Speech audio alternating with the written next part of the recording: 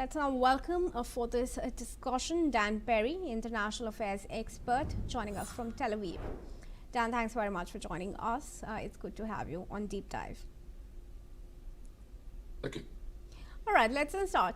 With the U.S. deploying its largest naval and air forces to the Middle East since 2023, how realistic is a direct military strike on Iran, and what short and long-term impacts could such an escalation really have on regional stability and civilian populations, especially in the light of the recent reports that are warning of a strike as soon as this weekend? It's extremely plausible that we'll see a strike. Saber rattling sometimes is merely a threat, but it doesn't mean much if historically you don't every now and then actually draw your saber. The degree of determination and scale with which the Americans have built this armada over the past month and a half is extreme enough that I think they very well may be serious.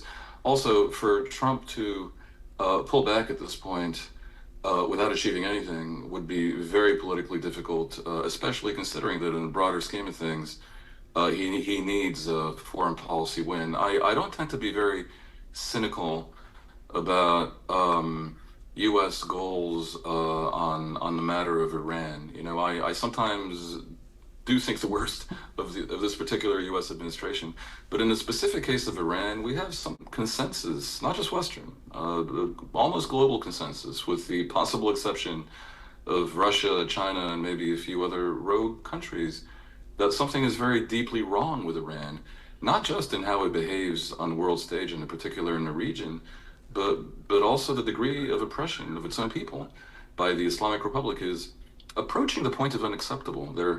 There's always an open question about when the world can intervene in countries' internal affairs, and not every country maybe can be a democracy, but there's a point where you do, where the massacres and the oppression are too great. And it's very, very clear that the Islamic Republic right now is a criminal regime that is loathed by its own people. It's obvious. And so, you know, when news channels speak of Iran preparing this and Iran preparing that, I think that's rather inaccurate. It's the Islamic Republic regime that has hijacked Iran 47 years ago. How might Tehran use asymmetric tactics to pressure the U.S., and what does this mean then for global shipping and energy security? It could be very dire. If the regime feels that its existence is in danger and they really deploy all the levers at their disposal, then they are many. And it could mean a disruption of shipping of oil, in particular through the Straits of Hormuz from the Persian Gulf. And that affects oil exports, not just from Iran itself to wherever they can sell at this point, mainly China, but Saudi Arabia, Qatar, Kuwait, the UAE. Much of the world's oil flows through that waterway, and as we know, it could cause a spike in the price of oil. But beyond that, they could try cyber attacks. They could try to deploy what remains of their proxies around the region. The Houthis could start disrupting shipping through the Suez Canal once more. Hezbollah, what's left of it, could start firing rockets in every direction. You could start seeing terrorism around the world by Iran's various proxies. They could obviously fire missiles at all kinds of targets, and in particular, I would expect Iran to try to draw in Israel by targeting Tel Aviv in particular. And the Israelis, I think in this case, would be drawn in. And then you'd have an assault by the U.S. and Israel on Iran. I don't know if they're really willing to take this gamble. It's a little bit difficult to predict the actions of religious fanatics and of theocracies in general. Who's to say? They may think this is very clever and very strong negotiation. They may want to go down with the ship. I think anyone who claims to know is basically a charlatan. But if they do all these things, if they really cause the level of disruption that you and I are talking about here today, then I suspect the assault on them will be very great indeed. Would these sanctions and military threats compel Iran toward meaningful negotiations, or might they push Tehran to accelerate its uranium enrichment and the defense strategy? I don't know if they're going to accelerate it. Remember that the claim on which they base what they believe is their moral high ground, if one can speak of such a thing with the Islamic Republic, is that they don't want a nuclear weapon and they don't intend to enrich beyond civilian levels, which certainly wasn't a past the lie. At this point, the U.S. is demanding they enrich nothing. And in fact, they do have the right under the NPT to enrich at civilian levels. Um, my concern would not be that they push up enrichment. I think their nuclear program has been set back enough that that is sort of a secondary issue.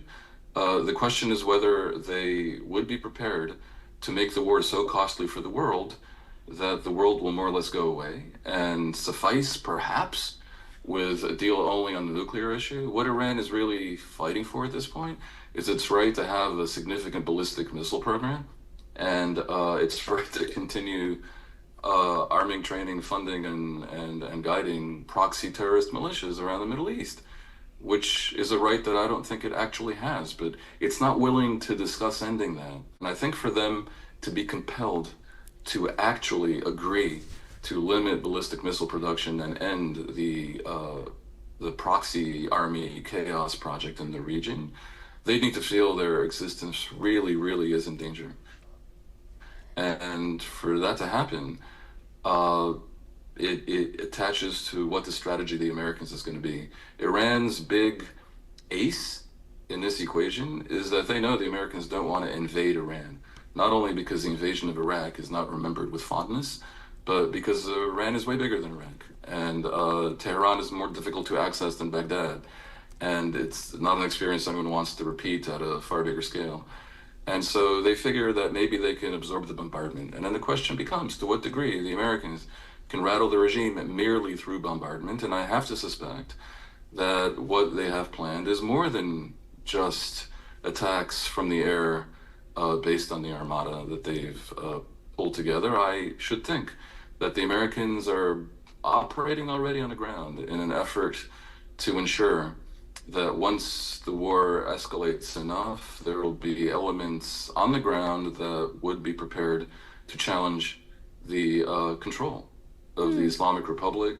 What diplomatic pathways remain to prevent open conflict, and how much leverage do Washington and Tehran realistically have to reach a sustainable nuclear agreement?